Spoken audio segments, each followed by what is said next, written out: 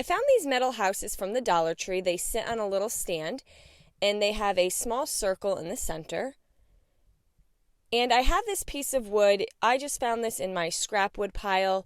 They also started selling small pieces of wood like this at the Dollar Tree as well. And I'm going to stand my house on top of the piece of wood, and I'm just going to mark off 3 sections the same length of the base that the metal house is sitting on top of. And then I just use my miter saw to cut those 3 sections. If you do not have access to cutting the wood, you do not have to cut it. You can just leave it one long piece or find smaller pieces of pre-cut wood. Now the metal houses were screwed into the base, so I'm just going to take all 3 of the metal houses off of the base, and I'm going to save those screws. And then I'm going to glue the original base to the base that we just cut. And I did this because I just wanted to make the base a little taller. So this is what we have so far. And I took the other 2 bases and I did the same thing.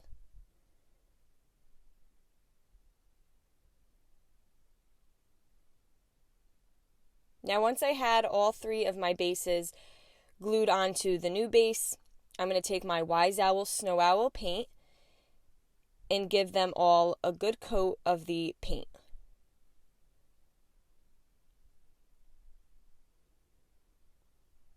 And then I want that to fully dry. And you can also do any color of your choice that will match your decor.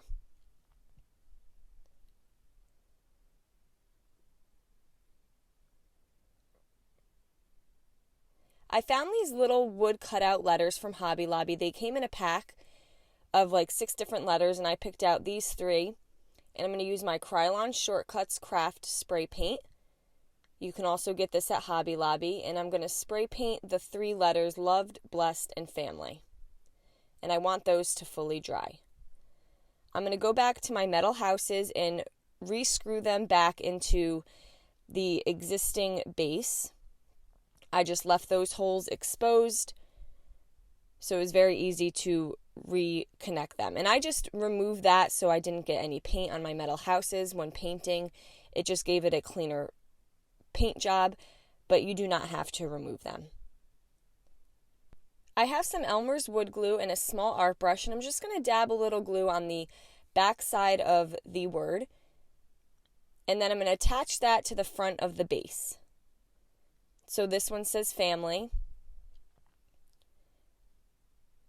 And I did the same thing to the other 2 houses. I just took one of the words and just glued it right onto the base. You can also use some E6000 or a little bit of the hot glue.